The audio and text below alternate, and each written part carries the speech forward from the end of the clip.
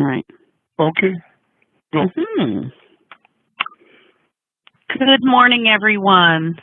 Welcome to, and I'm not even looking at you because my camera is not, just a moment here, there we go. So good morning, everyone. We're starting another TPS. It's session 3. It's part 17, and I'm covering the material in chapter 18 in Inkling. So the first 15 chapters were theory, and then now the rest of the chapters are TPS.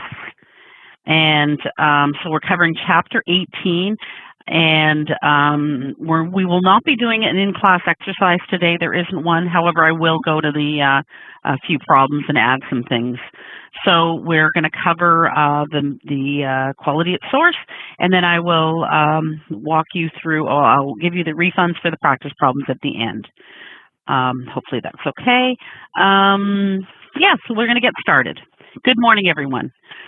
And I'm going to turn my camera off. You don't need to see me. Bye, everyone. You don't need to see me. All right. So what are we covering today? This is our agenda. Error messages. We've seen a lot of them. Quality at source. Default settings in TPS. How we download the AFR data. Unfortunately, I can't actually demonstrate it, which is a problem. We're going to talk about EI and CPP overpayments. We're going to talk about how to e-file a tax return, how to enter direct deposit information, how to paper file, and how to save and close. So at the end of this session, you will be able to know how to respond to error and warning messages, follow H&R Block's quality at source procedures. The goal is to have a tax return that is completed correctly and in accordance with Canadian tax law. And the most critical part is that we want to determine, does the tax return actually make sense? And then we're also going to explain, provide an explanation in our file for a higher refund or balance owing. We're also going to show how to enter memos, recall the defaults in the TPS, look at the steps to download data, analyze the AFR data. We're going to show you how to remove an EI or CPP overpayment if the return is for a year in which the claim is statute barred. And we're going to describe a service called Express NOA and Refile that we actually don't use in the office, but just for your information. Oh my God, look at all the things we're going to do. Follow the steps to electronically transmit a tax return to the CRA. How do you electronically transmit the T1135? How we're going to transmit authorization requests to the CRA, how are we going to paper file a return that's not eligible for e-filing, and how to set up a taxpayer CRA account for direct deposit of refund benefits and credits. Whoa, that's a lot. Anyway, my PowerPoints don't have a lot of information, so basically they just say, here, have a discussion. So I will be bringing up my Inkling. So if you want to bring up the Inkling textbook, I have highlighted certain areas. Again, that is chapter 18. So I will bring that up now because this is not that useful to me. Just a second. No, here. Come. There it is, there. Okay, got it. So I'm going to bring up my textbook.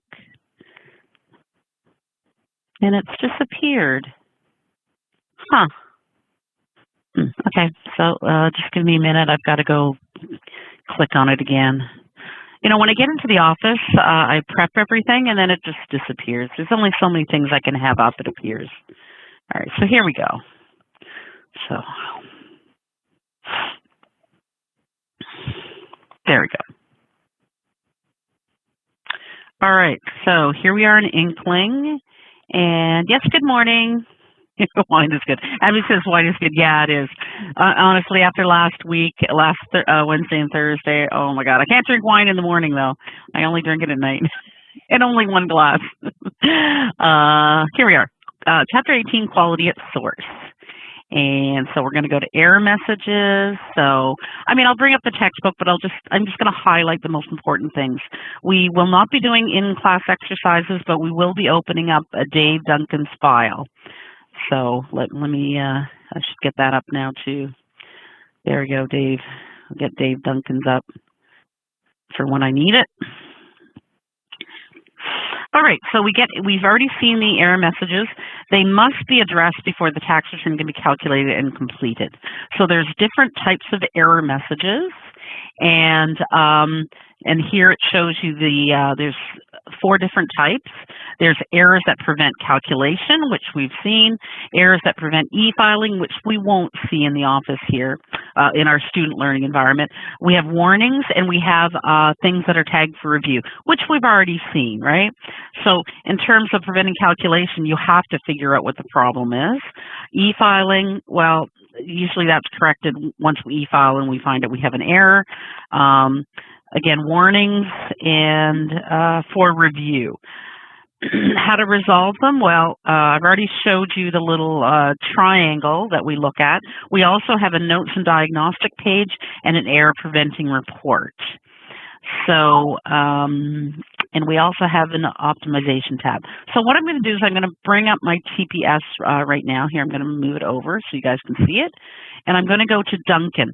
So I just want to show you how easy it is. I'm going back into my 2021, you'll notice. And I'm going to go to File, click on File. And what it does is it shows me the last 12 returns I was in. So we have different ways of searching for a return. This is one of them, the last one. Well, and I know last night I was in, where's his name? Dave Duncan. There he is, Dave Duncan right here. Another way I could find it is just type in Find Client. I put in their last name. Or I can use it by social insurance number. Again, I wouldn't use client number, phone number, name, and social insurance number is a good search. So let me go back to here, and I'm going to select Dave Duncan. So we have Dave Duncan, and basically this is all grayed out, which means we've addressed all of those issues, right? So, but let's look at some of the other reports. So on the side here, we have our notes and diagnostic, and it tells us, it gives us information. It's telling us it's ineligible for federal e-file. We expect that because it's not set up in the student software, so we expect that. We also have an error prevention report, and this is a great report. I love this report. I use it in the office a lot because of the medical expense tax credit. I mentioned to you about how sometimes we have clients come in with, you know, I don't know, $150 for medical expense. They want to claim it, and, you know, again, their eyes glaze over when you start explaining, you know, 3% of net income, blah, blah, blah, blah, blah. So I bring this report up and I said, look here, it says, you know, based on your income, you need to have $2,090.34 dollars of medical expenses, and you don't have enough here, and they're totally satisfied. Then you don't have to explain all this threshold or 3% or anything, so that's very useful. If it was a couple report, if we're filing for spouses or common law partners, we will get an optimization report, and in which it will tell us that, you know, the software recommends that, you know, this person claim the charitable and this person claim the medical. Of course, you can override it. It's just a recommendation from the software, which doesn't really understand everything. Not a lot of judgment, but it's very useful. So let's go into our next topic here. I'm going to bring up my textbook again. Now, notes. So notes. Man, do you use notes at all? Oh, yes. You do? Okay. Yeah, I do them. Okay. Especially when there's some complexity with the with that client situation on a specific slip. Okay. All right. So Man uses it more than I do. I don't really use it a lot. But one thing I noticed is that people who are doing U.S. tax returns, oh my God, their notes are they really have a lot of calculations that are not part of the tax. Well, they need to do them, but, you know, the software doesn't do it for them. So anyway, we have notes. So what do we note? In certain situations, it's helpful to attach an electronic note to the current year or apply to a field on the current year data screen. If the situation requires additional explanations, it may be helpful to attach a note directly to the data entry field. And in other situations, a note in the notes and diagnostic section may be more effective. Therefore, you have different ways to attach a note. So let's just do the note. And it says here that you do Control N. All right, so you can do a Control N, attach note to the keyboard. So let's go into our, we'll go add a note for Dave. So let's go add a note. So I would maybe just attach note to this keyword. It's already been mailed. Change data anyway. Yeah, that's because I was playing around with it last night. So I'm going to say here that let's just say that I don't think Dave gave me his right address. Verify address, current address with client. Current address with client. And then I'm going to hit save, and there's the note. All right, so I have found notes that were helpful, especially when I was dealing with German pensions, and there was information that I got from the CRA, and I put it in because it was if I didn't do the return next year, the tax pro needed to know. So that's how you add a note. And this note will stay until you clear it. So if you want to clear the note, let's say now I verified it, I'm going to go clear and then go save, and now the note has disappeared. So that's the note. Now we have also carry forward notes to the file and how to do that. So let's go back to our textbook here and do a carry forward note. So in some situations, it's necessary to add additional information to be carried forward to the next year. So the tax preparer has the data available when filing next year's return. In such a case, the note carries forwards can be attached to the file, informing the next tax preparer of the situation. So using the keyword note, enter the message on the note screen and press save. So it's the same type of thing, right? So let's go to notes. Again, note. I don't know if I would carry forward note. Maybe I would add it to here, because let's go add a note here. There we go, attach note. And then maybe give me an idea of a note you would put that would need to be carried forward, man. Oh, here's a good one. Yeah. Oh, go ahead. Go ahead, sir. No, you go ahead, man. No. Well, for example, if this client has any issues with dealing with us, usually, when you remember we had that one client. Which client? Good one. Yes, I remember the client didn't believe us about the stock options. Is that the one you're talking about? Yeah, and well, there are so many examples. Okay, well, but basically this is shared among everybody. Yeah. Yes. Okay. So client, not, let's just say, not believing. No, I don't know what to say. Not believing our position on the stock options. And you know, this is really good because clients will shop around. So let's say a client comes in and they're not happy with us, like this client was not. He didn't believe what we told him about stock options.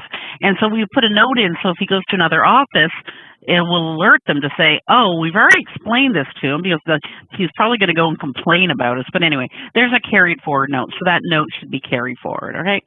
So now the one note that we're really going to use a lot of is explaining the refund. And we really, from now on in class, and when you do problems, you need to analyze the return.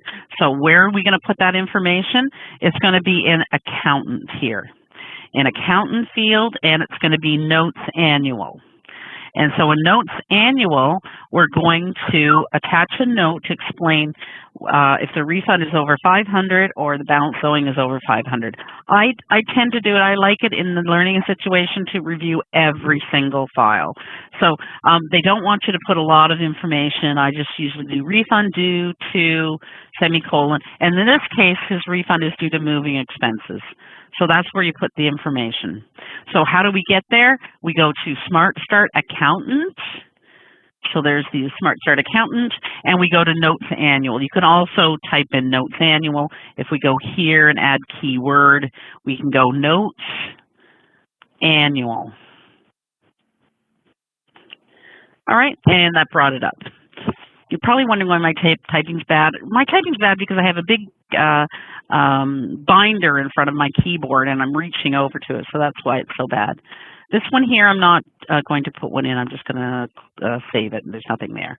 So, I want you to see where we see that information. So we go to Notes and Diagnostic, and you'll notice that here's our note. So the refund for this client, refund is due to moving expenses.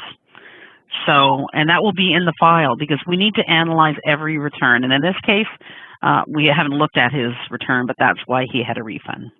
All right, we're on to our next topic. Our next topic is makes me laugh. Okay, so there, it's about the calculator. Woohoo! Oh, man, do you use the calculator? Hell Do you ever use it? no. No. Okay, No. so Man and I both bring our own calculators in, but the software has thoughtfully included a calculator. So where are we going to get this calculator option? Let's have a look. Okay, we're going to go to Tools and Accessories, and there we have a notepad, which again can be used to if you're going to leave long notes, but we're going to go to Calculator. And where's my calculator? Here it is. Oh my God, it's on my other screen and it's huge. Oh my God, I have a feeling this is, oh, there we go. Oh my God, is it big enough for you? Here, this is crazy. Why is it so big? It's so weird because last night it wasn't this big, and now it's this huge oh my God. I don't, well, how do I make it smaller? Honest to God, there's gremlins. Last night it was on here and it was about a quarter of the size, and here there's just like, oh my God, anyway, whatever. Anyway, again, Man and I don't use it, but my job here is to show you how to get it. Okay, so they want us to reopen Dave Duncan's, and we're just going to do a demonstration of the calculator. And Dave, remember Dave had moving expenses, so we're going to go to Dave here. I'm going to close accountant and close the information that I already put in. They want us to go to his moving expenses. So here we have moving expenses, and you'll notice every time I go into something else, the calculator collapses, right? So you'll have to click on it to get it back. So basically, he had added up all his receipts, but you know they want to show us how to add it up. So I'm going to go to this section here, accommodation, travel cost accommodation. I'm going to put 0 in, and then so I'm going to put 0 in, and then I'm going to bring up my calculator. I'm going to add up 2 numbers. So I don't know how to make this. I don't want to waste a lot of time because honestly, this is not that useful. So I'm going to add up 2 numbers. So how am I going to add them up? I'm going to go 62 plus. Are you laughing, man? Yeah. There we go. 130. So now we've added up these 2 numbers, and now we can transfer this total into here. How are we going to transfer it? We're going to go Control C, that copies it. Then I'm going to go here and I'm going to go Control V. Wow, it's magic, isn't it? It's magic. Again, Man and I don't use this because just imagine you have voluminous amounts of receipts. You're not going to use it on the screen. It's just too hard, and I have done it in the past when I didn't have my calculator with me, and it is so difficult. So anyway, but there you go. I ended up using it a few times last night, actually. I was quite surprised, but that's because the calculator I have here is not mine, and it's a piece of crap. Anyway, there. Wow. Amazing software, isn't it? Anyway, let's go back to our textbook, and oh my gosh, I'm going back to my textbook, and there's the calculator. All right, so quality at source. So yeah, Belen goes, Eureka! I know. You know, it reminds me of a cartoon I saw, and it was this guy sitting at this massive mainframe computer, and they're asking what he likes about it. And he goes, "I love this little spot here where I put my lunch." That's what it means. You have this great software, and it's like, wow, I can add 2 numbers with the calculator. So anyway, I'm sure it's useful for somebody. So this is a very important part of our discussion, and it's called the quality at source. And when you're in the office working for us, they like you to use the quality at source checklist. I mean, I do it now because I've been doing this for 10 years and I know what to check for. But it's very, very important. We have to ensure that a return is complete and accurate before we print or e-file it. So certain things are key. One thing that is key is errors, not having errors in the spelling of the taxpayer's name or an incorrect birth date or a postal code. And that can prevent a return from being e-filed. And this happens a lot. So when when you get a SIN, it's part of, I think, Service Canada, and then that information is sitting there at CRA. When you file your first return, then they open up your file at CRA, and basically there's a name associated with this SIN. If the person who entered that information made a mistake, then your name is a mistake at the CRA. So let's say the person entered the data and they misspelled your name. That's how it is unless the taxpayer changes it. So I've had many instances where, the taxpayer said this is their name, and yet the name associated with their SIN is not the same one. So in my software, I have to put what it is. And I'll give you an example. I had a couple whose last name had a apostrophe. It was O'Brien. So the wife's name was O-B-R-I-E-N, no apostrophe, but the husband's was O''B-R-I-E-N. And I had to do it that way because I couldn't e-file the return. And how did I check this? Well, they brought in a notice of assessment, and then I could see in her notice of assessment that her last name was wrong. The only way to correct that is to correct it with CRA. So we can't correct it in the office. And I've had this happen at least 4 times. Man, have you ever experienced that where the name and the SIN don't match what the client think it should? Have you ever had that? Yeah, but one thing I noticed that if there is a mistake in the first name, yeah, it will go and it will get changed with the CRA. No, I've never seen that. Oh yeah, I had that. Okay, all right, okay, yeah. So exactly, I've seen this many times, and I was trying to get authorization for a person. I had to do it like 5 or 6 times because the CRA wouldn't tell me. Like I called in and they wouldn't tell me what the correct name was. So anyway, I had to do it through trial and error. So it is so key, and having a correct birth date too. So basically, most of the errors we have are incorrect data entry from information slips. So therefore, they want us to double check all the amounts that have been entered, regardless of whether they were downloaded with the AFR or entered manually. So we have a double entry feature in our offices. This is not in our software. It used to be, and then they removed it. So basically what it is, you put it on the T-slips, and then you go to the screen that we don't see, and then you have to put in key bits from the T4 or certain to the T4E and maybe some T4As. So we don't have that. So what they want us to do, and I'm just going to go in, and so let's go back to Dave here, and I'm going to go to his T4 slip, and you'll notice I have these tick marks. So basically what they want you to do is after the data entry's been done, they want to make sure you verified the numbers. So you verify the numbers, and then they want you to go to tag keyword OK. Or you can hit the equals key. So an equals key will give you the tick mark, or right click, tag OK, checked OK. So I'm going to go that again, check OK. So the reason I have a tick mark at 16 is because I'm sure you've experienced this already in your data entry, is that CPP, a lot of times the software says, could you make sure your entry on the CPP is correct?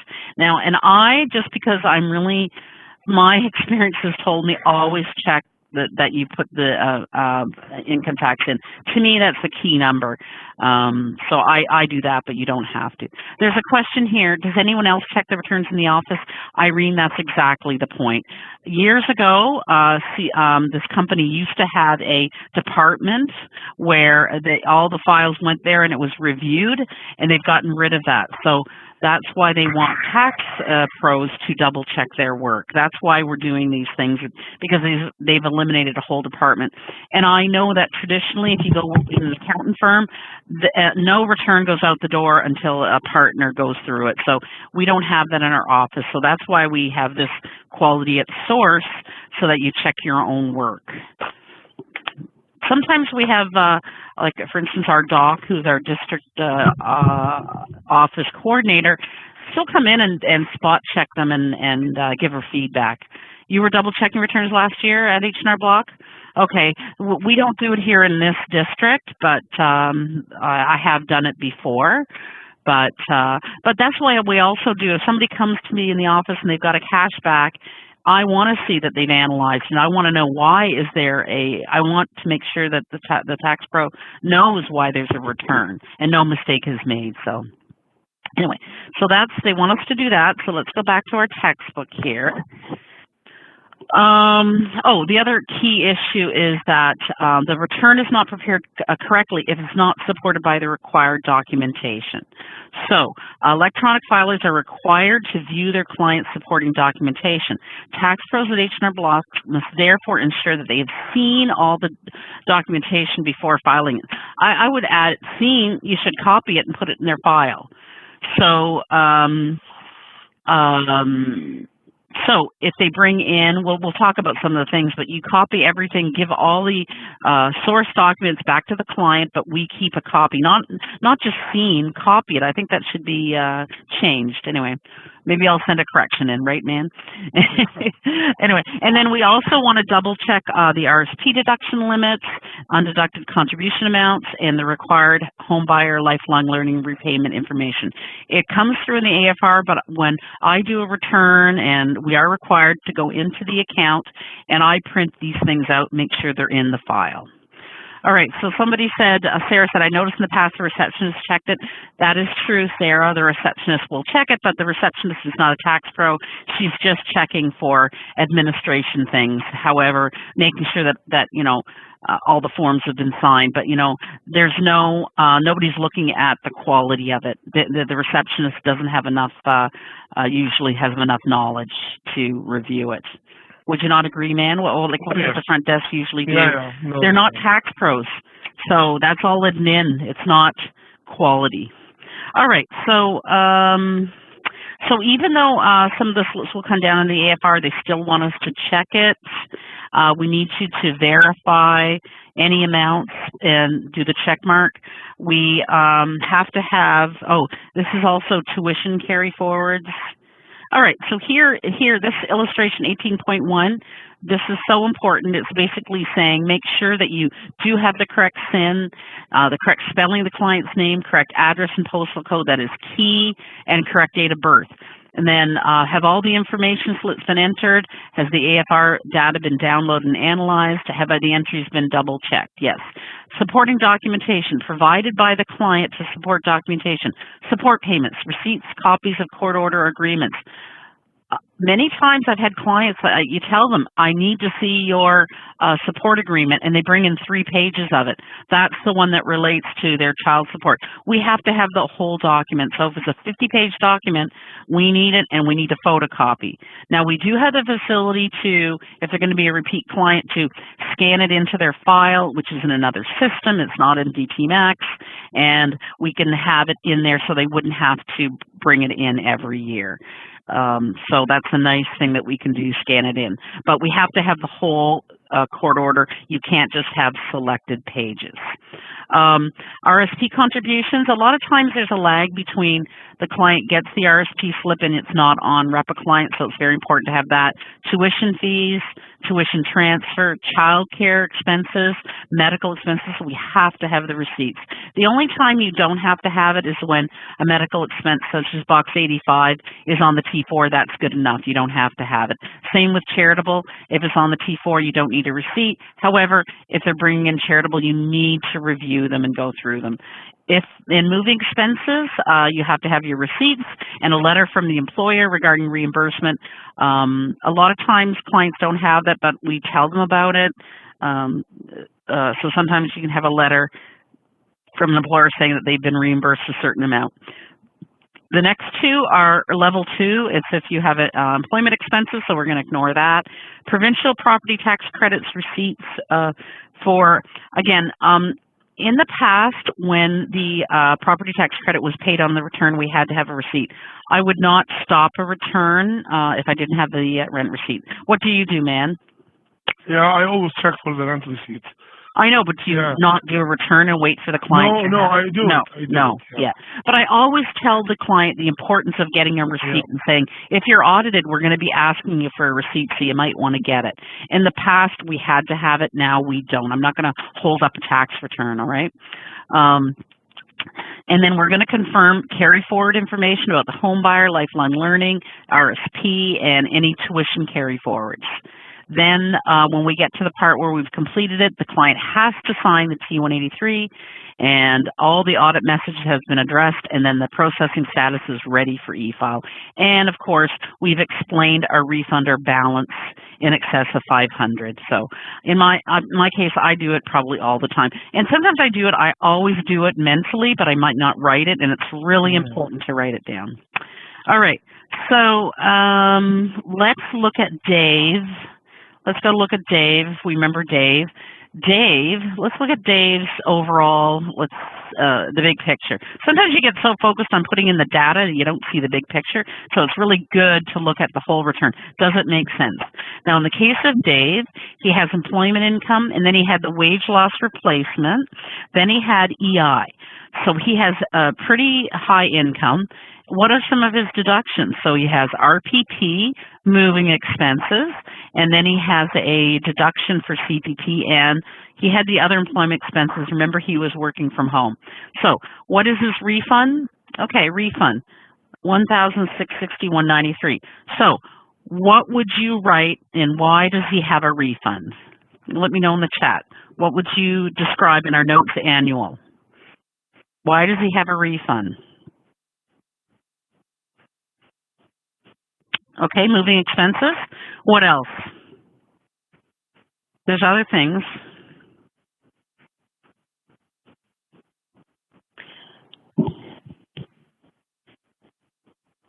No, he doesn't have an RSP. He has RPP. And the RPP is through his work, so the HR department already knows about it. So that would not be part of his refund. What else does he have? Other employment expenses of $40.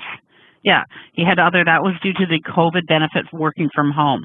So we have three things. We have moving expenses, we have the employment expenses, and then we have, he doesn't have any special federal non-refundables, and then we have the CPP overpayment. So we've analyzed it, so let's go to accountant. Now, I didn't put this in actually, this was the writer for the textbook. So he forgot some. So moving expenses is correct. We are not going to write in paragraphs and sentences, but I usually try to write refund due to moving expenses, CPP overpayment, and then we have the COVID working from home deduction. Okay, there. So that makes sense. So that we've explained his return better than the writer did. Anyway, so let's go and look at it again. So we're going to go recalculate client, and I'm going to go back to the notes and diagnostic, and here we have notes from the taxpayer's file. Refund due to moving expenses, CPP overpayment, COVID working from home deduction. There you go. All right. So we're going to go, does the return make sense? So let's go back to his. Does it make sense that he would have a refund? Yeah, it does. It does make sense. Why? Because he had moving expenses, and so it does make sense. So what are some of the things that, why a refund balance is more than 500? So let's go to the textbook. They did explain it quite well. So does the return make sense? So that's something you need to ask yourself as a tax pro. After you've done everything, does it make sense? So, and here are some common reasons why a refund or balance may be of more than 500 may be, why the refund would be more than 500 or the amount owing more than 500. Maybe the taxpayer didn't work for the entire year, and then they have tax withholding that is as if they were going to work it the whole year. Maybe the taxpayer worked at multiple jobs, and this can be either create a refund or it can create a balance owing.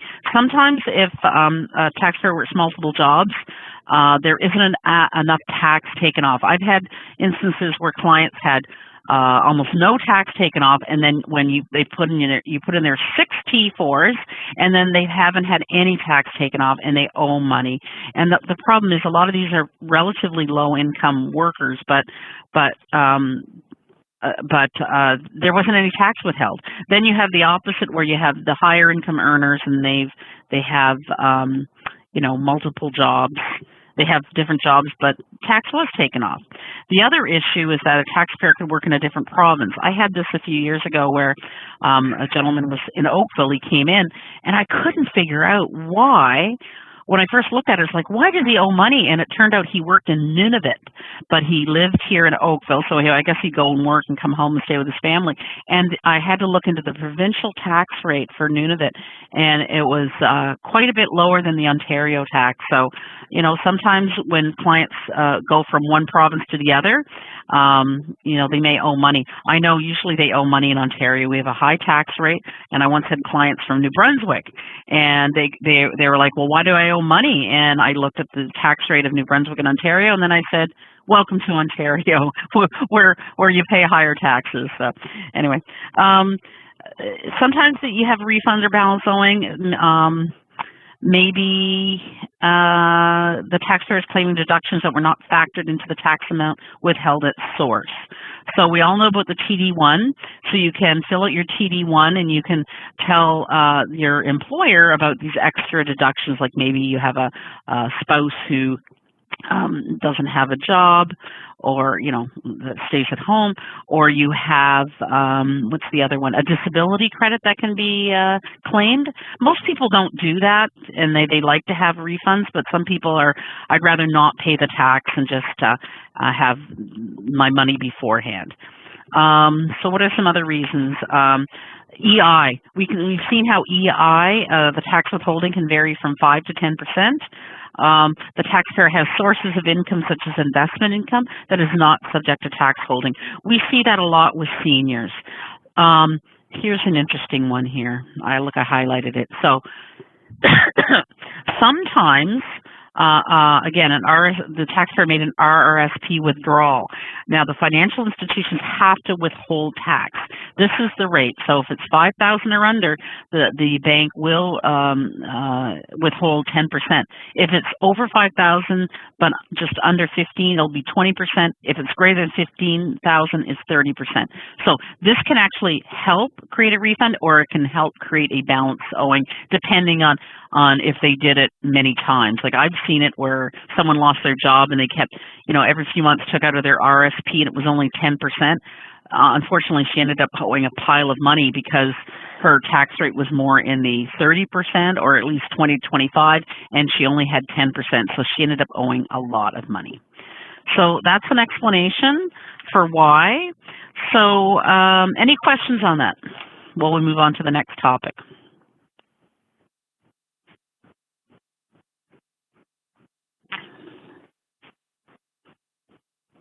Nope. Okay.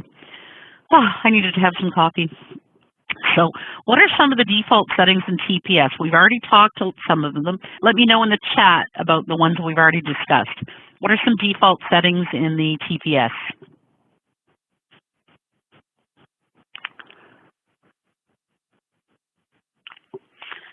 Province, you're right. We did. We went in and we set our preference for province and elections, language, exactly. We have all those. There are some more that we've already talked about. That's correct. Year, language, foreign income, foreign property. Yeah, the foreign property question. The default is no, you don't have any foreign property. That's why it's important to ask every client if they have foreign property. Don't make assumptions. The other one too here is CPP. Oh, here the TPS automatically assigns a title. All right, so it automatically does that. And it says here, CPP, pensional earnings, and EI do not need to be entered if the amounts are the same as that's in box 14. So the TPS automatically uses the amount in box 14 or the maximum for the CPP EI payment calculations. The other one is it automatically converts US dollars into Canadian dollars, so we have the foreign exchange rate in here. With the other thing I've seen that I've had to correct many times is that if you do a family and there could be a spouse, common law partner, and children, they may not all share the same surname. So pay attention to that, especially with children. You know, one person last name might be Brown and White, and then the children's name is Brown White, and so we need to pay attention to that. The surnames may not be the same, and we need to We need to correct it. We also have automatic date applications on the forms to be signed, and the TPS also automatically sets to e-filing of all qualifying returns and paper filing of all returns that are not e-file eligible. So these are automatically things that are already done. So, to me, it's very hard to illustrate the AFR talking about it. It's unfortunate we can't do it, but the AFR data is like really changed a lot of what we do into the office because, you know, it's eliminated the tediousness of doing data entry and then the errors that can come from transposing numbers. However, it still happens. So anyway, so to be able to download AFR data into our software, each employee at H&R Block must be registered as an authorized representative with the CRA. So if you do work for us, you have to have a rep ID. How many here, let me know in the chat, actually have a rep ID already?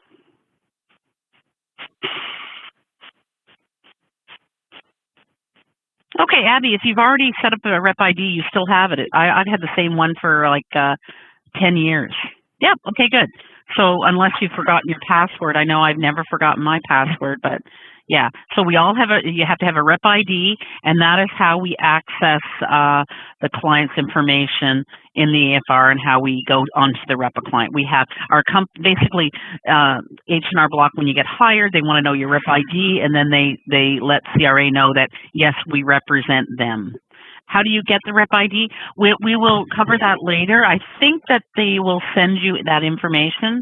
You can just type in Google rep ID and it'll tell you. You have to apply for it and then they send you a password. It's not, it takes about 2 weeks to do it. And there is a phone call as well. Oh, a phone call now? Yeah, yeah. They've added a phone call. Okay. Again, I got mine 10 years ago. Yeah, they just call to check that you are qualified. It's a simple phone call. Yeah, it's very simple. So you can usually do it in a couple of weeks. I mean, it's worth doing it. Just even your rep ID works on your own account, like my account too, right? So anyway, okay, good. So anyway, so how do we do the AFR data? There's two ways we can do it, from the client list or data entry. And so we show you how to do it. Again, I don't really think I should show you how, because it's just talking to you. I can't actually show it to you. So let me just go into here. So let's say you're in the office and basically you're going to go to right beside, I'm going to close this here just a second here. I hate having all this open. We're going to go to here, and you remember how there's none? We can see 2020, we can see carry forwards. T-slips from CRA. This is how you do the AFR. And in this case, the AFR, I only have Dave here. He could have had other family members here.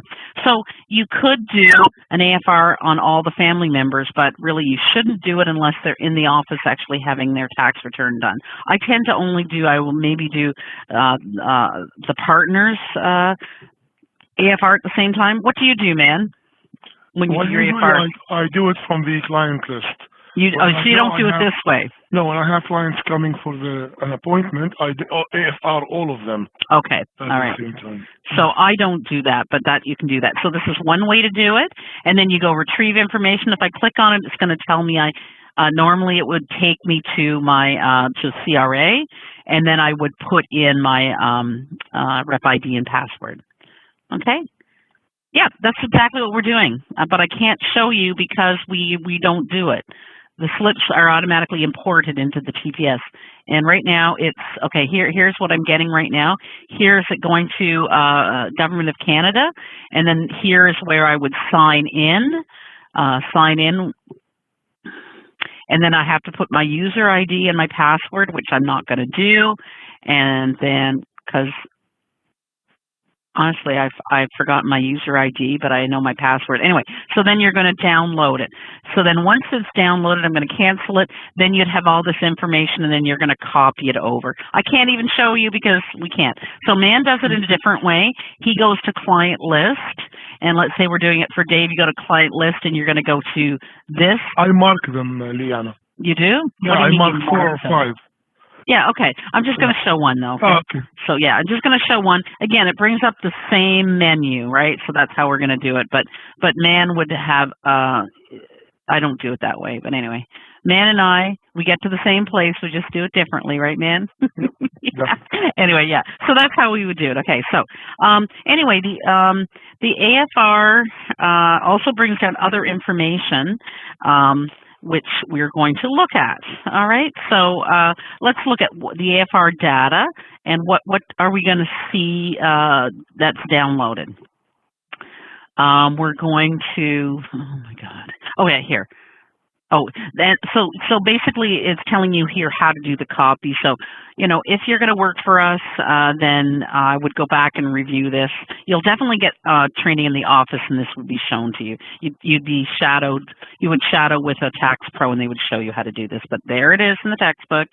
I don't see there's any point in going through it, but so what does the AFR data give us? It gives us the T-slips, it gives us RSP receipts, it gives us carry forward, and more importantly, it gives us debt information because some of our clients owe the CRA money, and that's going to impact if they're getting a refund. The CRA is not going to pay out a refund if you owe them anything, or if you owe any other government agencies anything, right? So, so we need to take special care when interpreting the data. And sometimes an employer may have completed a T4 slip incorrectly, and it's downloaded exactly the way it was sent to the CRA. So T-slips that do not make sense should be verified with the employer. We're not going to deal with that. I have never had that. Have you ever had that, Man? Not really. No, I've never had that either. The biggest problem we see is in that the employer put in zeros in box 24 and 26, and that creates an e-file error, so you can't have zeros. And I've never actually seen zeros. I've only ever heard of this happening, but it's never happened to me. The biggest, I would say this is one of the biggest issues, and Man can let me know what he sees in the office, is that financial institutions often remit a taxpayer's income type separately by portfolio to the CRA, but they only issue one T3 slip with all the combined information. Therefore, it's possible that we download several T3 slips that resemble just one slip issued by the financial institution. We have to make sure that we don't enter the income twice on the taxpayer's return. Would you say this is the biggest Yeah, this problem? is the most annoying one. Yeah, that's right. So basically, this would involve you having the slips from the client in front of you, and then you're looking at what was entered in the CRA, and you have to reconcile it. And this is super tricky to do. I've done it many, many times, and, you know, it does make my head ache sometimes.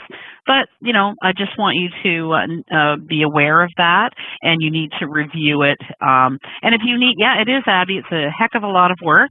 But a lot of times clients are happy to just to drop their stuff off and go off shopping or come back the next day. So, yeah, it is a lot of work. It is. Anyway, so again, when you get that situation, go to an experienced tax pro in your office and ask for some advice. Or ask for some guidance, I would say. The other thing that used to happen was on T5008 slips. When we started doing the AFR, our software automatically said that the slip was income slip, and it wasn't. So we would have to go in and correct it to put it to capital gain and losses. So in 2017 and 18, then they changed the TPS, and that was assuming that everything on the T5008 was capital gain losses. Now the software looks at the income type. So the software is actually helping us. Were you doing taxes at that time when it all came through as investment income? Yes. Yeah, wasn't that annoying? Yeah. That was super annoying. So anyway, so that's another thing.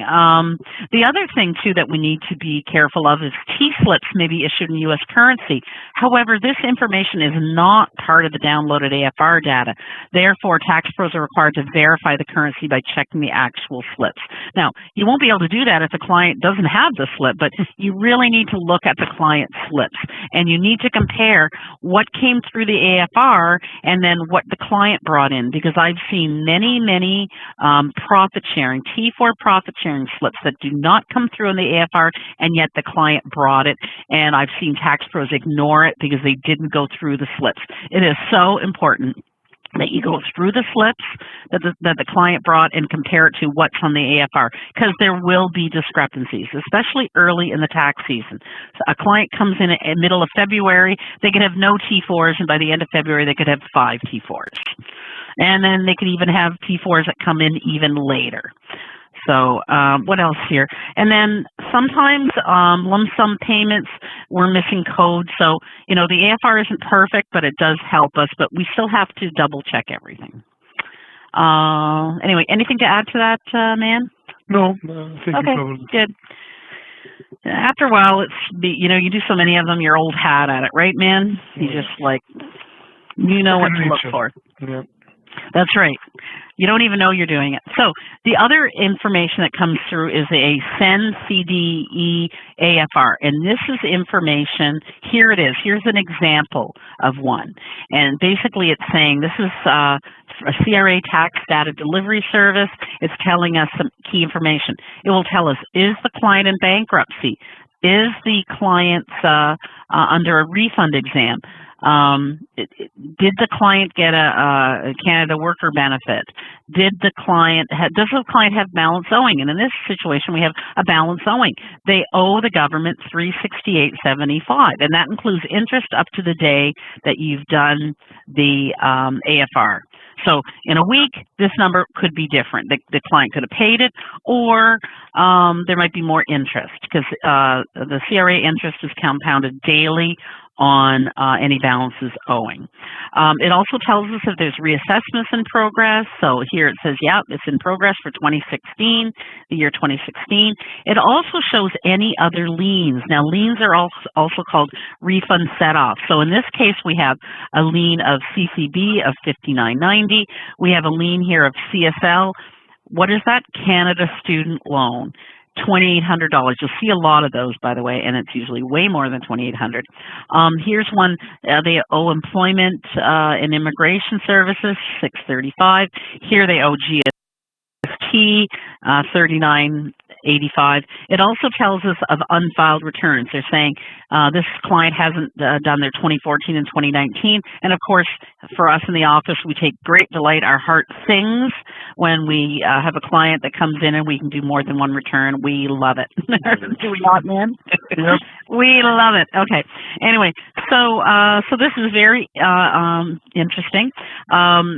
If a client is insolvent, if it says yes to bankruptcy, it could mean that they are insolvent, but it also could mean that they have a consumer proposal. So us as a taxpayer would have to call the CRA to find out, are they in bankruptcy or is it a consumer proposal? Because we would not be able to e-file a return if there's a bankruptcy. And that there's also, we don't see it here, but this also tells us if a T1135 was filed with the last tax return. So that would give you a clue that maybe this client does have foreign property. So that's a lot of information that we get from the AFR. Are there any questions about it?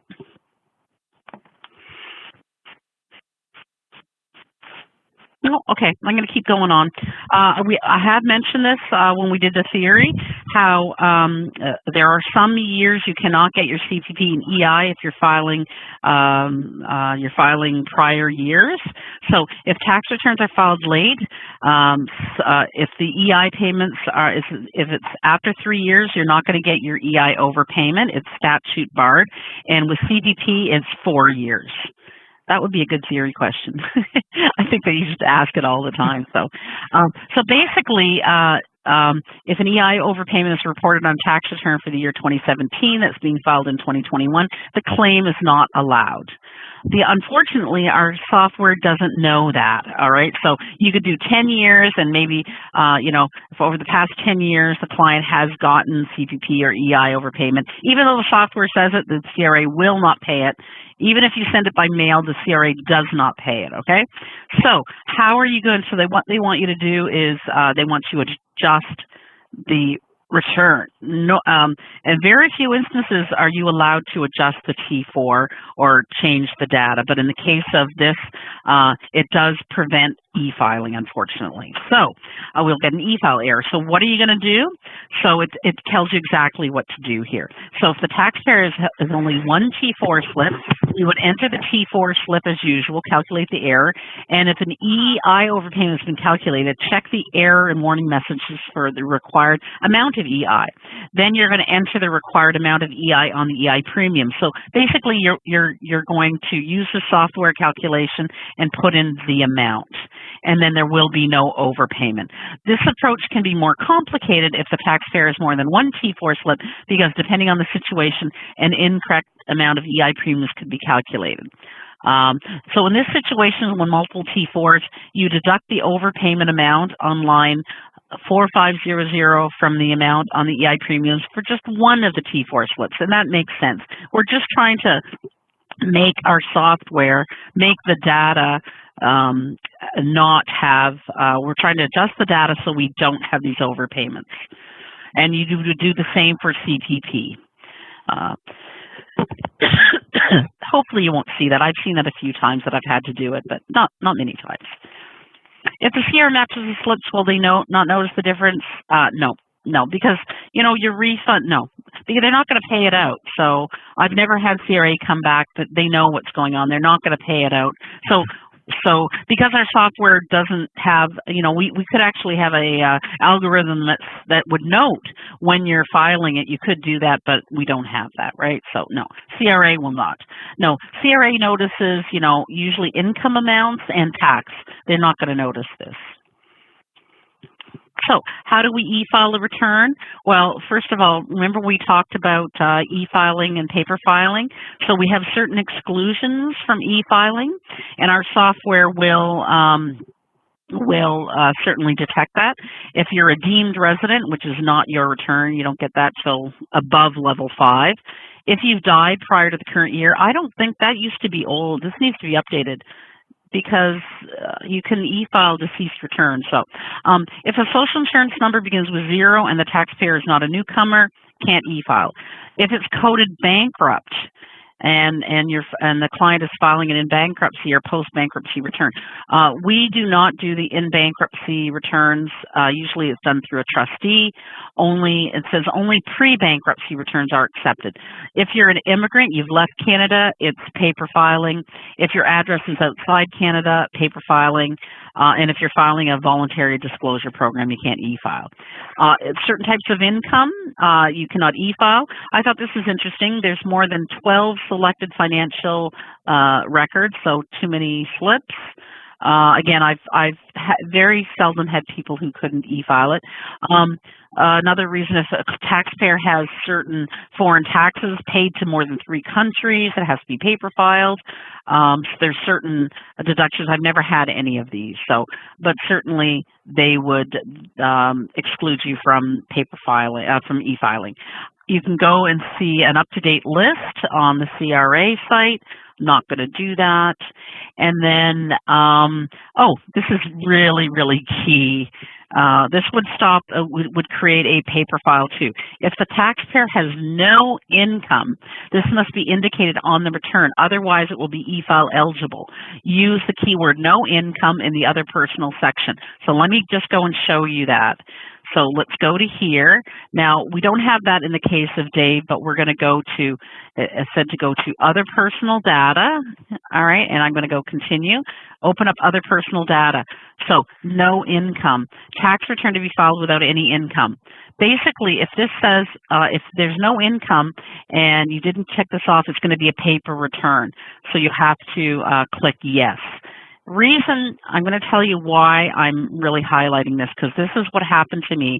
I took this course 10 years ago, and I just forgot this, and I was in the office, and I had a client who had no income, and I couldn't say, so I would go to print out the production, and it did paper filing, and I was like, oh my God, and I was a new tax pro, and I said to the client, I don't know why it's doing this. I need to investigate it. And anyway, so the client left because I needed to review it, and then I went to my manager, and she said, oh, Leanna, You know, you have to select that. And I didn't remember that from my training, so that's why I'm telling you. If there's no income, if paper filing doesn't make sense, no income. So, so then the client came back, and I could tell she wasn't pleased with me. And this was my first year being a tax pro. And then she came back and sat down, and I guess I was in a little bit of a flap, and I had put my name tag on. We have these magnetic name tags, and I put it, and it was on upside down. So she looks at me, she goes, "Your name tag's on upside down." It's like, anyway, it was my most embarrassing client situation, and I had forgotten about it, but now I remember it. It's like fresh as day. I can remember what she looks like. So, you know, sometimes you have these traumatizing experiences. So that's why I'm trying to do you a favor, so you don't have that happen to you. Anyway, that was my first year. I don't know if the client ever came back. I'm sure she never wanted to see me again. You know, and I can imagine her telling everybody what a disastrous experience she had with me, and then she put on her name tag upside down. Oh my God. Anyway, so embarrassing. Anyway, so, but you're not going to do that, right? Because everybody here is going to remember Leanna's experience and not be embarrassed. But, you know, when you make a mistake like that, you never forget it, right? So, anyway. So I remembered it last night after the class, and I started laughing about it. Anyway, so let's go back to our textbook here, and we're moving on to how to transmit a return. So review the e-file process, where the default is set so that qualifying returns are automatically ready for e-file. So in our software, it has an e-file section, and normally you don't have to do anything because the default is it. Of course, it's going to be e-filed. So you don't have to use the keyword e-file. So I'm just going to go back to the tax return here, and I'm going to bring up the e-file section. So here's the e-file, and it says yes, even if eligible. You will not have to do this in the office. However, there could be some instances where people do not want to, they're eligible for e-file, however, they don't want you to e-file it. I have people who are very distrustful of electronic stuff, so they will come in and they'll say, "No, you did my return, I just want it printed out, and I'm going to take care of it myself." In that case, you would say, "No, do not transmit this return." All right, and then that's right. So unfortunately, when we do not e-file a return that can be e-filed and mailed it, CRA charges us $25. So legislation is in place which prohibits professional tax preparers like H&R Block from paper filing returns that are eligible for electronic filing. This provision applies to personal tax returns as well as corporate, and this has been in place since January 1st, 2013. Eligible e-file eligible returns that are paper filed are subject to a $25 penalty. There is no penalty if the return is paper filed because it's not eligible for e-filing. So if a client comes in and wants it paper filed, we have to charge them $25. All right. So, and I have done that. I have added it. And so in this case, we actually don't have to have anything, but let's just say yes, it's eligible. And then I'm going to go and just bring up the T183. It should, let me see if it's going to bring up the T183. I don't see it here. Oh, I had it here last night. Anyway, I'm just going to go bring it up here. Just say here, yes, even if ineligible. So there we go. So now I've brought up the T183. So here is actually the T183. So basically the T183 is the client is signing their tax return. Now if it was a paper copy, you do it on the last page. I'll bring up page 8. So if it was a paper copy, you have the client sign here. And it usually has their phone number that they provided. It also has the date. It has the date that we're doing it. Okay, so that's if you're mailing it. Let's go to the T183. Let's go back to here. Basically, it has the name of the client and it has the social insurance number, but it's masked because it just is a security. This is when I hand this to the client. There's 2 copies. We need one for the file and one for the client. And I always say, please confirm that this is your address because we just don't want to file a return. People don't pay attention, and I've been burned by people not paying attention. I've asked them twice, is this your correct address? And still, they don't get it right. I had one gentleman, I felt so bad because he was actually half blind. And I handed it to him and I asked him to confirm it, and he did. He didn't say, I can't read it or anything, because then I would have triple checked it. And it turned out we hadn't had his address right in like 3 or 4 years. So that was our fail, right? And I felt so bad afterwards. So again, try to do anything. Make sure you get the right address. A lot of times people don't know their postal code.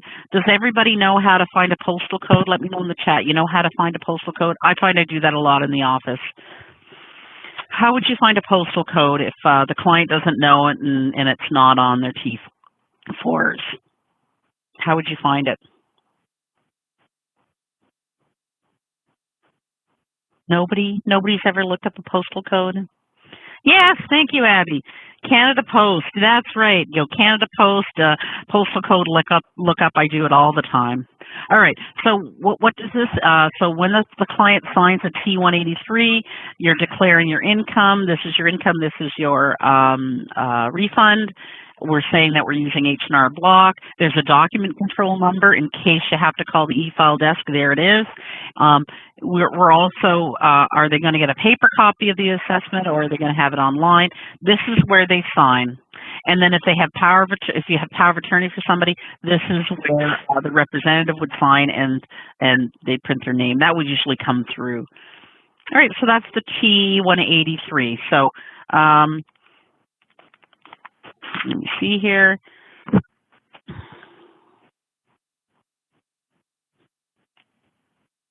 Okay, I just showed you the form T183, and I talked to you about the issue of the taxpayer has no income, and we print everything. So let me see. Okay, so once we've got all the data in, let's go to client list.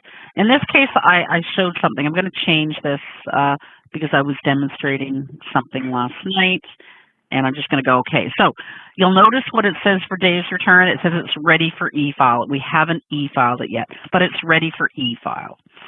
So how are we going to transmit the return? We're going to go to our e-file right here, our menu at the very top, e-file. You'll notice that it's all grayed out here. So this is how you're going to transmit it. Once you're ready, it's been signed, and the client in the office has to pay. We cannot e-file a return until the client has actually paid. This is one way of doing it. The other way is that this icon here is the e-file icon, electronic e-filing. So we have two ways to do it, here and go to here. I tend to use this. And then once you've e-filed, you can actually print out an e-file report. It usually sends a message back to you. So if the tax return is not accepted, the TPS automatically generates an internal error code, 184, and posts it to the error code line in the e-file result. This internal error code indicates at least one e-file error is present in the file. So, you need to actually check the e-file error code, which is displayed on the error code line. Let's go back to our textbook, and they should have an example of it here. So here's how you're going to e-file the return. Again, I can't show you. And then here is an example of, if it's e-filed successfully, we get a message back saying e-file acknowledgement okay. And now in our TPS, it's going to say e-file acknowledgement okay. However, in this case, it says your client's tax return has not been accepted, and then you need to look at the error code. So here's a 93 error code. It says one of the following situations exists with your client's return.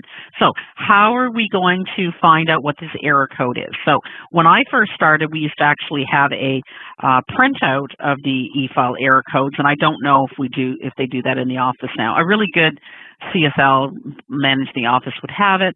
However, here is the document you need to go to. It's called the RC 4018. It's the Electronic Filer's Manual for 2021 Income Tax and Benefit Returns. And then you're going to find out what the error code is, and it's usually something simple. Most of the time it's, I'll give you an example of one that I had, e-file error. It was somebody came into the office, and my default in my computer was Burlington, and they were actually Oakville. So I put in the whole address, didn't change the city. Easy. So It was a very easy error. So what you would do in the office when you figure out what the error is, you fix the return, you recalculate it, you reprint if necessary, and then if the refund or balance changed by $300, then the client has to sign another T183. So you'll have to print out the T183, sign them, and then you try to e-file again. If after investigating it you still cannot solve the problem, then you need to contact the e-file help desk, and they are fantastic. And again, I showed you on the T183, they will ask for the document control number, which is on the T183. It's generated by the TPS, can be found in Part D, which I just showed you. Any questions on that? Okay, so we're going to keep going. We're almost done. Oh my God. Anyway, if you want to stop for a break, we can. I'm just going to, another 5 minutes, and then I'm going to ask you what you want to do. There's other features that CRA offers, and one is called the Express NOA and a refile service. These are not used in our office. However, they are explaining them. I don't really think we need to know about it. I guess you can ask the CRA for instant assessment results. We don't have that. And then there's a refile service. Sorry, just one point on the express notes of assessment. If you do that, the client will not receive a paper notes of assessment. So this is one point. Yeah, that's good. Now, we already talked about in Chapter 15 about how if we're going to adjust a client's return, we can do adjustments, T1 adjustments. If you're using other software, you can actually do a refile. So instead of filing an adjustment request, the amended tax return can be electronically submitted to the CRA if the tax return and the adjustment qualify for this service. So if you're using other softwares, I know I've certainly seen it in other softwares, you can refile it. So we don't have that option here, but keep that in mind that sometimes we'll have clients come in who've used TurboTax and they're not happy, and then you can certainly share that information with them. They can do a refile.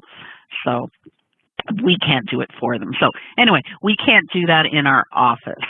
So, and they told you about, these are all who cannot use it. You can't use it for certain situations. So, but I'm not going to, since we don't use that, I'm not going to go into it. This is more important. We were just talking about authorization, how to get access to a client's account. So authorization requests are to be transmitted electronically for any client who has not previously authorized us to represent them. Without authorization to represent the taxpayer, we are not able to access their REPA client. So when you have a client in the office, then we need them to sign a form, a CRA authorization or canceling representative form. We get them to sign it. Then we send this to the CRA, and then the CRA will send us a message back saying, yes, we've accepted it, or no, we haven't. And they'll give you a reason for that. So if it fails, the error is recorded in the e-file and discounting section. And usually these electronically transmitted requests are usually processed immediately at the CRA. AFR data can then be downloaded, and REPA client can be accessed immediately after a successful transmission. I have had some fail, and the ones I've had fail were when the name wasn't correct, or sometimes the CRA wants to talk to the client. So even though they might have authorization on hand, all of a sudden we don't, it usually means the CRA wants to talk to them. Or in the case of a power of attorney situation or of a deceased client, a lot of times it'll come back, and it does say here, it does come back and say, yes, authorization requests should also be electronically transmitted if the signature page is not of the taxpayer, such as the power of attorney has been given, or in the case of a deceased taxpayer. CRA will not process these right away until they have received the power of attorney document or copy of the will and death certificate. So that's another reason why it wouldn't go through right away. So in that case, I know in the office, if we have somebody with a power of attorney, we will mail it to the CRA on their behalf. The same with the will and death certificate. But that's not your tax return. You may get people who have power of attorney. So let me just show you where that is in the software. So let's go to Dave, and let's say that we're going to go again to e-file, and then there's CRA authorizing or canceling a representative. So we're going to, I can't even show you anything. So that's where you would do it. So we have our e-filing, we have our authorization. Good question, Bashid. I wish I could even show it to you, but I can't. But the authorization is no. When we set up authorization with a client, it's for current year and indefinitely. So if the client only wants it for the year, after we've done their tax return, they can call the CRA and they can remove the authorization. And I've had people, I actually encourage you all to find out if you've ever gone to tax prep companies or accountants, I encourage you to call the CRA or go onto your My Account and see who have you given authorization? Do you still want them to have authorization? And if you have a My Account, you can delete them. And or if you don't, then you can call the CRA and you can find out who's authorized and you can just remove them. So in the case of H&R Block, we do it for indefinitely. And then if the client wants us to remove it, we can't do it. They need to do it. I wish I could show you that, but on the form it actually says the amount of time it would apply. Good question. Okay, so now how would we e-file the T1135? Well, let's go back to our e-file, and it says here T1135 submission. And again, I can't do it.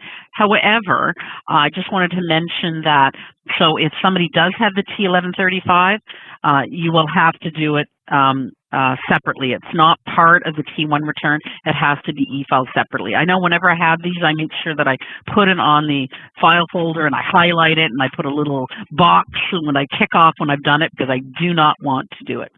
Bashid asked, is it possible that we authorize more than one? You mean a taxpayer could have authorized more than one? Absolutely. I've seen people that had like 8 to 10 people authorized. And some of them call in and they just want to remove them all. It's really important to find out who can have access to your personal information. So you need to remove it if you're not happy with it. So again, you can do it by calling CRA or going on your My Account and seeing who you have authorized. All right, so direct deposit. Oh, this is fun. Here we have direct deposit. So let's go to direct deposit. So let's assume that Dave wants to have his refunds deposited into his bank account. So let me just go and take the information out. So first of all, how are we going to find out direct deposit? Well, I already have it here. Let's go to our Smart Start, and direct deposit is right here. So you can do Smart Start, direct deposit, or you can type in T1DD. All right, so continue, or you can go to add keyword, and it's T1-DD, and that will bring up, now I have 2 instances of it, right? So I'm actually just going to delete this one so I can delete it all here. There we go. And so we're going to enter it. So we're going to do direct deposit for Dave. And since we're not Quebec, we're just going to select federal. Now, direct deposit information, usually you need to know the branch number, the financial institution, and the account number. So in this case, we know the branch number. It's been given to us and given to me, and it's going to be 45678. It's always 5 digits. Now, if you need help for this keyword, I'm going to click on it. I'm going to do right click and go help for this keyword. So the information that comes, it tells us that the branch number of the financial institution, the last digit usually indicates the geographical location of the branch. So anyway, it's just showing if somebody brings in a check or whatever, this shows you it's a 5-digit, okay? So that's help for that. Now, financial institution. This is a 3-digit code, and in this case, it's Bank of Nova Scotia, and it's 002. But let's look at the help for this keyword again. Help for this keyword. And here we have all the bank codes for the financial institutions in Canada. So there is Bank of Nova Scotia is 002, TD is 004, and CIBC is 010. After a while, you get to know them, right? So, but anyway, here are the financial institution numbers that are there's help for that. And then we have the account number. So I'm going to put an account number in. All right, and so basically this will, from now on, any benefits or credits that Dave's getting will go into his bank account. If a taxpayer wants to have the refunds deposited into one account and credits into another, they will have to download a Canada Direct Deposit Enrollment Form and send it to the CRA. We cannot do that. We can only set up one direct deposit. Now, if a client has a My Account, they can do this on their My Account also. I encourage clients to do this, especially students who get these little dippy little GST checks for $20, right? I know you can use your phone now to do deposit, but so many people get checks and don't deposit them. It's easier to have direct deposit, but we also have people who are opposed to direct deposit. They say to me, oh, they like getting a check. So that's fine. That's fine. A few years ago, I'm not sure, man, if you were working at that time, but the CRA wanted to have everybody in Canada on direct deposit. And how did that go over? Very bad. People didn't want to do it. But when you think of it, for the CRA, it's a matter of saving expenses. Oh, yes. Printing checks, a check is lost. It's better. I don't know why somebody wouldn't have direct deposit. It's, I don't know. Well, you know what? We can't get unanimous anything. So I remember what year this was, and I remember really working on getting people's direct deposit, but there was a lot of resistance, and then they just abandoned it. They realized they couldn't do it. So, and up to the year 2018, taxpayers were able to request direct deposit on a paper file return. You can't do it, because I used to do it with paper file one. So they would have to, if it's a paper filed return and they want direct deposit set up, they have to complete a Canada Direct Deposit Enrollment Form, which I'm not going to do. Bonnie's like, I love money showing up in my account. Me too. Yeah, me too. You know what? You know what's crazy? We get calls in the office and people are like, I just got money into my account. Why? So then we would go and look and go, oh, let me see. The Trillium benefit's getting paid today. Or maybe the CCD is getting paid. So anyway, but a lot of people don't. All right. They don't like this. They don't trust the government. So anyway, let's go. So we covered direct deposit. This is all in the textbook. Now we're going to paper filing. So right now I only have two sections left. Then we'll go for a break.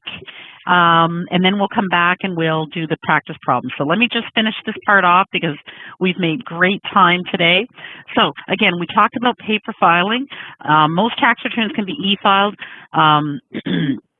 But certain returns, the content makes it eligible. If this is the case, the return must be paper filed. Again, they want me to talk about why it can't be e-filed. I think we already beat this to death a few minutes ago.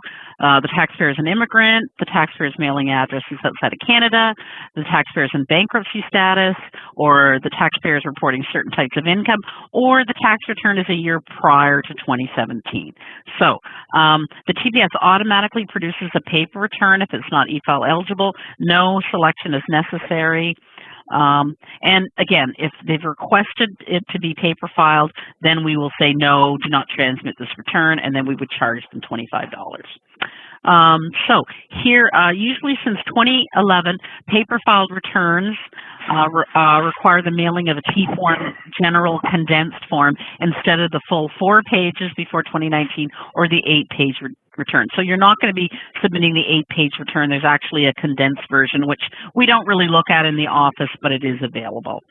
Like I don't, in the learning situation, I mean. So then when you, so this condensed version has all the personal information and barcode. So they actually do scanning at CRA with a barcode. It's got all the information about elections and exempt income, foreign property. And there's, so basically it contains data for all the federal schedules and of the following forms, and it has the provincial schedules. So any form not mentioned in the list has to be included and mailed. And if there's enemy documents or receipts, they need to be attached to the return. So if, for instance, if the client has childcare expenses, attach the receipts. If the client has tuition, those things, medical expenses, they must be added with the paper return. And again, in the office, we're going to photocopy the documents, and we're going to give the source document back to the client. We don't keep them, but we're going to keep a copy. So in the case of mailing it, we might be copying things twice. We need it for our file, and we need it for the mailing. All right. The last thing, which I've already showed to you, is that once the tax return is printed, e-filed, and completed, it should be saved and closed. So let's go here. What do we have for Dave? Dave, it says here, let's go to client list. He's ready for e-file. So once it's been e-filed, it'll say, acknowledge the e-file acknowledgement. We can see that it's been e-filed. Then we would, when we're in his file, we would go file, save, and close. So we're done. Now, the one last thing, sometimes if we have a paper file, we have another step. So a paper file, the TPS doesn't know it was mailed, right, if we didn't, so we have to put that information in. And sometimes the processing status is printed. However, so if it's mailed, it's not e-file, it'll say printed. However, a paper return is only completed when it's printed, signed, and mailed. So we want to record the mailing date in the TPS. So we're going to go to status information. So we're going to go to this button here that says I. It says status information. I'm going to click on it, and I'm going to go mail. And it's going to, by default, put in today's date. I mean, really what happens in the office is we maybe do a mailing every week or every bi-weekly. So certainly the person preparing the mailing should probably put this information in. So then we know that it was mailed. And then you'll notice how it changes. Let's go, okay. Now the status on Dave's is mailed, all right, because we mailed it. It wasn't e-file. All right, so we now have covered all the material in this chapter. It's now 10:30, so we will take a break, and then we will come back and discuss the practice problems briefly, and we'll go on to other topics, right? So let me know in the chat if you're satisfied with what we've covered right now. Is there, do you have any questions at all? Oh, okay, we're good to go. Okay, so I'm going to type in here, break time. Good, it's all good. Yeah. Break. So let's go for our break. Oh, I don't want it. I want it to be red. So it stood out. There we go. Here, let's go here. Break time, and we're at 10:28. I'm just going to go 10:30 to 10:45. We'll take a 45-minute break, okay? See you back in 15 minutes, and I'm so glad we made it through. I can't tell you how happy I was that I got through this with my other class last night. So anyway, so I will be back. Enjoy your break, and see you in 15. It's 1 minute early, but I'm not going to start. I just want you to notice that I do. Oh, you want to start the recording? Oh, okay, good. So I have on my whiteboard the refunds for the 3 practice problems for Chapter 18. They're relatively simple. The Wayne Ramsey 118.3 has the moving expenses. So there's the answers. I will email it. I'm going to take a picture and I'll email you that after class. But if you would like to take a picture yourself or note what the refunds are. And if you have any questions, we will definitely look at it. So.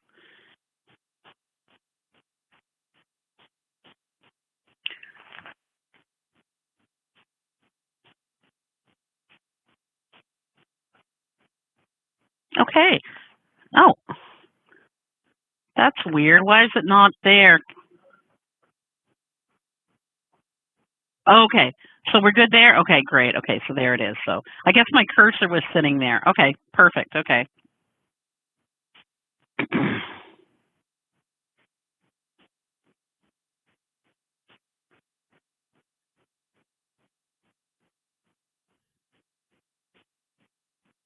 All right, so we are at 9:45. So Nan pointed out on our break that I can show you the authorization form. So I'm going to just show you the authorization form, and then we'll come back to this. So here's the authorization form. So I went into e-file into the authorization section, which is in the accountant, and I said yes to authorize it. So authorized CRA, authorized cancel a representative, and here is the actual form that we print out. So again, it's the SIN is masked. We have the name of the client. We have our business ID number for H&R Block. We have the level of authorization. Normally it should be 2, so I'm going to put that in. It's actually, we want authorization. We actually want it to be 2. Okay. It should be 2. Because we want to be able to make changes. So, consent. All years. So here you can select all years or specific years. Somebody had that question. So we're going to go here. So continue calculating. So basically it says I am the legal representative, or I am the taxpayer, or the legal representative, and they will sign it. So we have to have this signed, and it has to go into their file, and it stays there for 6 years. The CRA does audit accounting firms and H&R Block, and they do ask periodically for the T183s, and they ask for authorization for requests.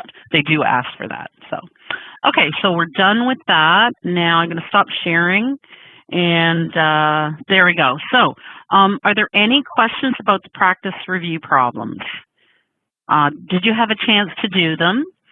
If you would like, I could certainly, definitely bring them up if you just want to see the data entry. I can go to Celine Davis if you would like.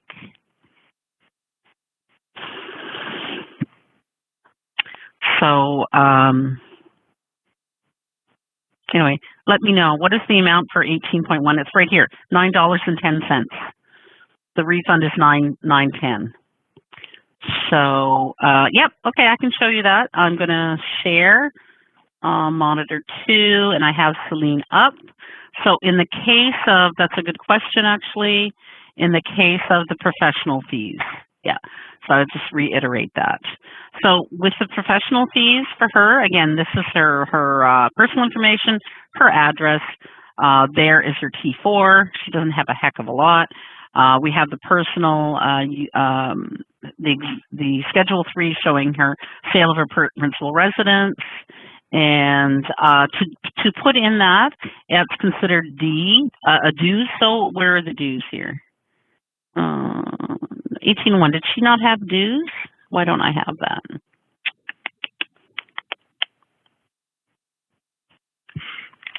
Here, I've got to find it. I did this last night, and I can't even remember from last night. No, there's none of that in Celine. So for Celine, here's the data entry for Celine. So this here is her personal information. Here's her federal information. There's not a lot in here. And here's her refund is $9.10. Okay. So yeah, it's Betty. Okay. So there is. So if you want to just check some of your lines, it's a very straightforward return. So I will go to Betty Robinson. So yeah, it was Betty Robinson. So here's Betty. So Betty is a nurse, and let us go to her. So she has her T4. Then we're going to go to her other deductions. So again, it's dues. We select professional memberships dues, because it's not union and it's not mandatory professional liability insurance, professional union dues. We put in the amount. The problem says yes, she paid GST, she's entitled to the GST rebate, and so we say yes. And then we go to the tax return, and then on the tax return, it's going to show other employment income. So this here is this 1820.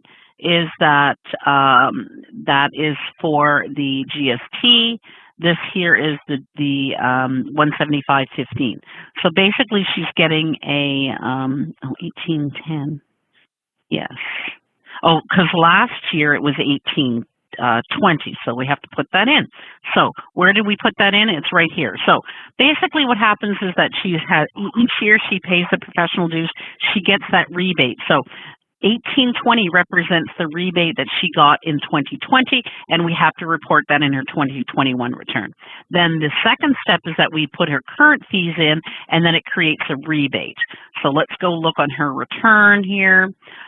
So this here is last year's rebate, has to be included in income. Then we have the deduction for the union dues.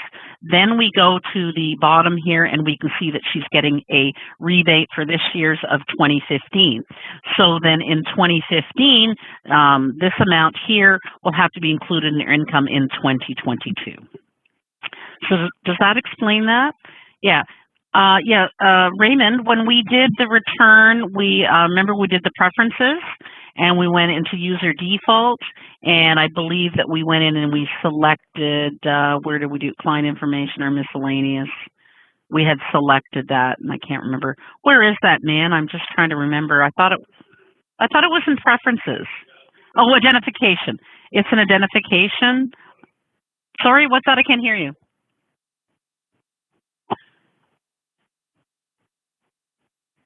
Okay, so go to preferences. Yeah, preferences. And then there is user interfaces. User interface. Yeah. So we go to user interface, and we can do the color scheme. We differentiate between family members by using different colors. Okay. This year's rebate is calculated by the software. It's calculated in the GS370. So we don't have to, we're not going to do that. That's actually a level 2, but there is a calculation here, and it's 2015, so the software does calculate that. So, but the amount from last year is given it to us in the problem. All right, does that explain that? So let's go back to her tax return. So basically, this 1820 on line 104 is the rebate that she got last year. Now we have to include an income in the next year, and this is the rebate credit she gets this year, and this will have to be included in income in 2022. If she comes back to us, this will automatically come through on the carry forward. Let's go look at the notes and diagnostics. So I've already done this. Her refund was due to professional dues. No, actually, I don't think I did this. I think that the writer did it. Because it's also the GST rebate also. But if we look in the notes and diagnostic, it does mention that. It says the GST amount claimed on the amount, it shows you the amount, and it says that it is subject to income inclusion in the next year. The amount on this line C is carry forward to next year's return. All right, any questions on Celine? Oh, no, so this is Betty. Any more questions? Because we'll just go to Wayne then. All right, no questions? Okay, so let's go to Wayne. Wayne's a pretty interesting return. Let's go to Wayne. Wayne had the T4, and he had the T4E, and he had his moving expenses. So this is the data entry for the moving expenses. The thing is about these moving expenses, this problem is that they didn't give us anything that was ineligible. And this is just a little tip for the TPS exam. You need to go carefully through. Right now we're doing simple problems.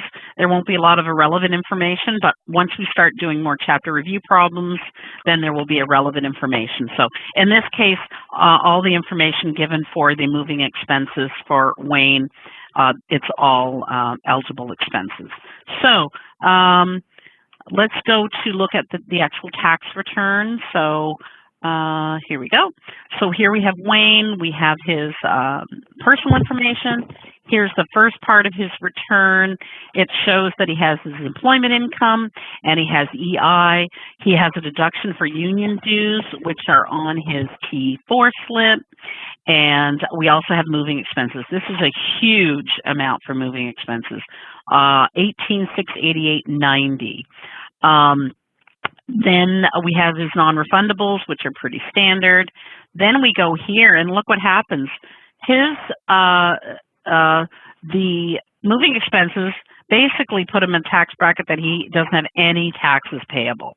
So he's going to get all his income tax back. He's got a CPP overpayment, and he qualifies for the Canada Worker Benefit because his deductions were so large that they made him eligible for the Canada Worker Benefit. So his refund is a whopping $58.45.45. So are there any questions about Wayne's return? No? Okay, so I just wanted to show you a couple of things about this, all right? So let's go to explain his return. Why is he getting this refund? Let's go to accountant. Why is he getting its refund? Moving expenses, Canada Worker Benefit, higher tax withholding from not working the entire year. He worked 11 out of the 12 months, and he has a CPP payment.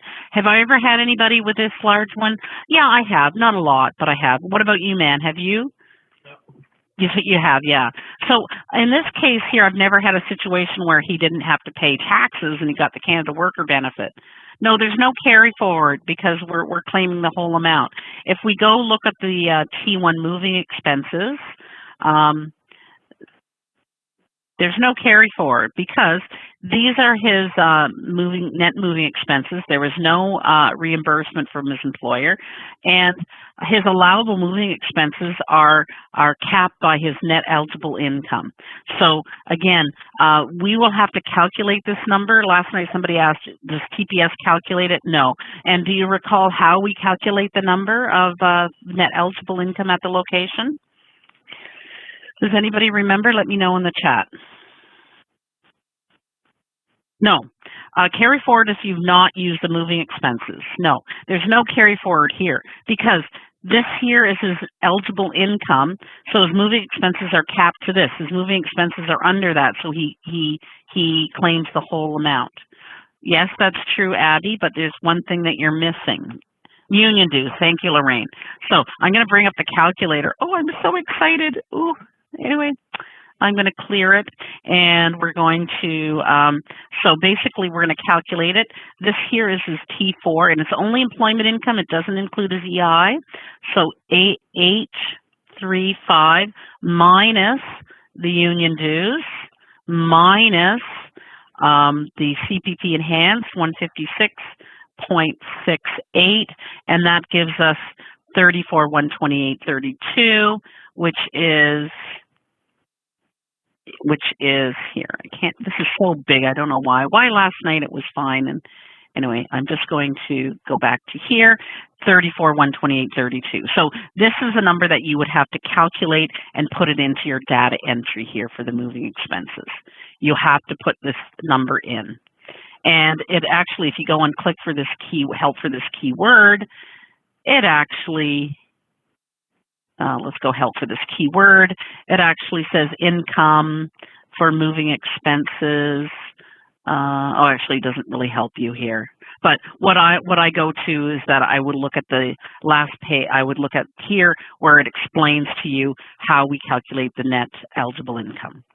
So that's basically the 3 practice problems. So I've given you the refunds, and I've shown you some of the maybe more tricky parts.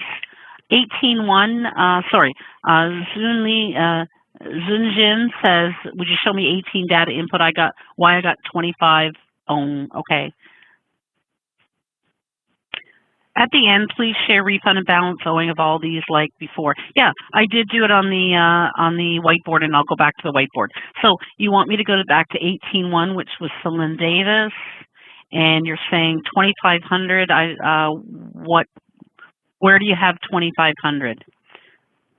So Zinjin, could you just let me know why you got 25 owing? Okay, so Zinjin, I don't know why you have the that refund owing.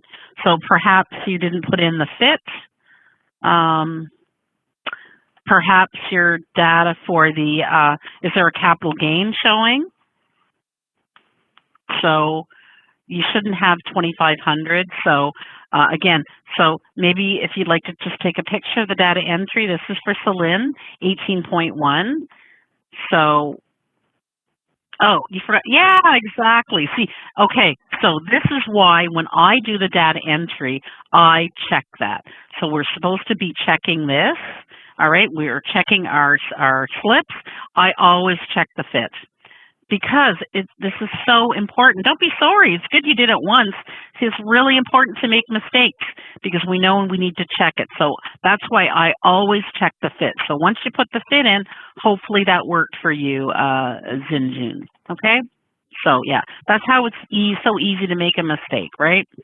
Anyway, no problem. Okay, so if we're done, then I'm going to bring up the whiteboard. Any other questions? Cannot see these questions. What do you mean, what questions? Oh, you know, sometimes people present a question, Bonnie, privately. So yeah, it's better to do to post your questions to all participants. Okay. So in Bonnie, we couldn't see that question because in the comparative summary, how can you see for 2 years? So you go to comparative summary, click on here. I only have one entry in for Celine, so you're not going to see anything. Pretty much if somebody consistently comes to us, we will be able to see their comparative summary. And in this case, we don't have any history. So that's where you can see for the 2 years there. But I don't have anything for any of these clients. Any other questions? Problem 17.4, you show status for 2021, I'm not getting the right return. Okay, yeah.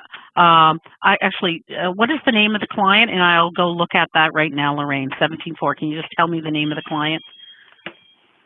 I'll bring it up by that. I do have my form 17.4. Okay.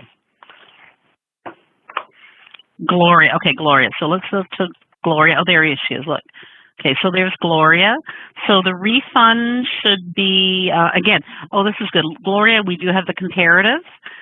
We do have 2 years showing for her.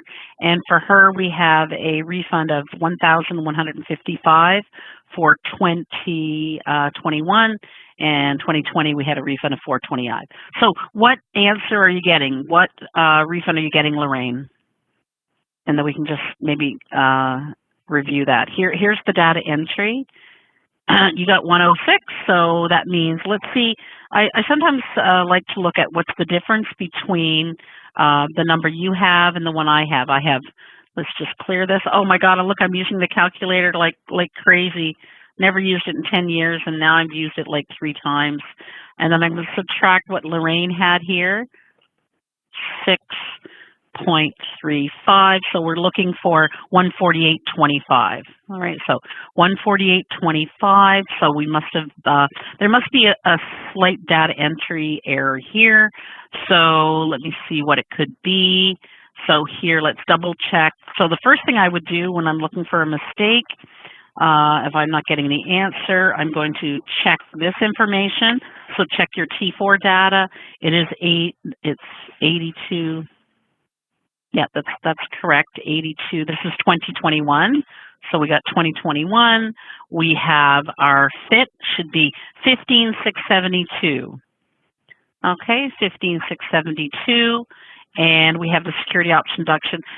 We have the employment expenses, 250 days. And we didn't have a training credit. Oh, that was automatic. Do we have a training? Oh, yeah, we don't. Okay. So, again, Lorraine, where do you think you were looking for that small amount? So it must be in your input here. So this is what we should have.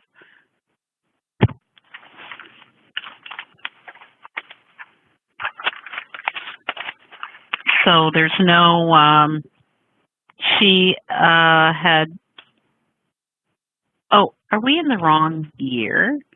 She ended up working from home in 2020. So let's see 2021.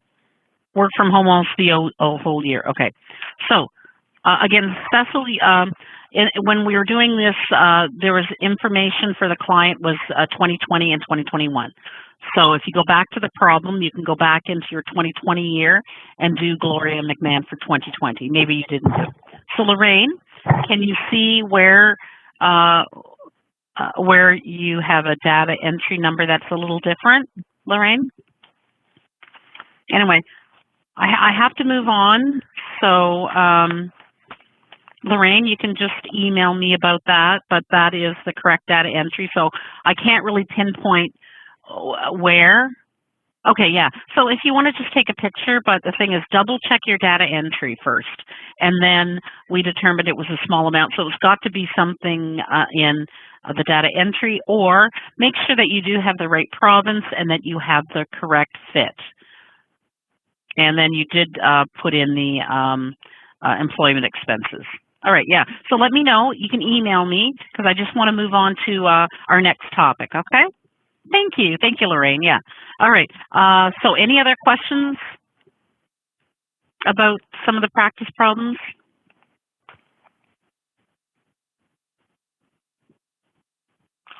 No? Okay. So we're going to move on.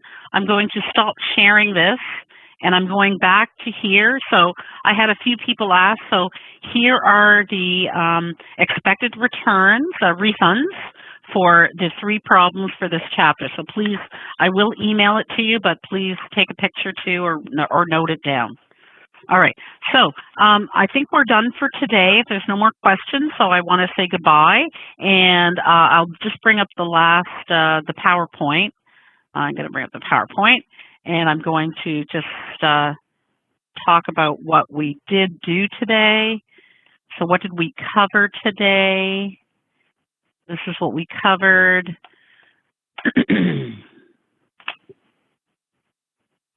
So, God, oh, thank you. I showed you how to respond to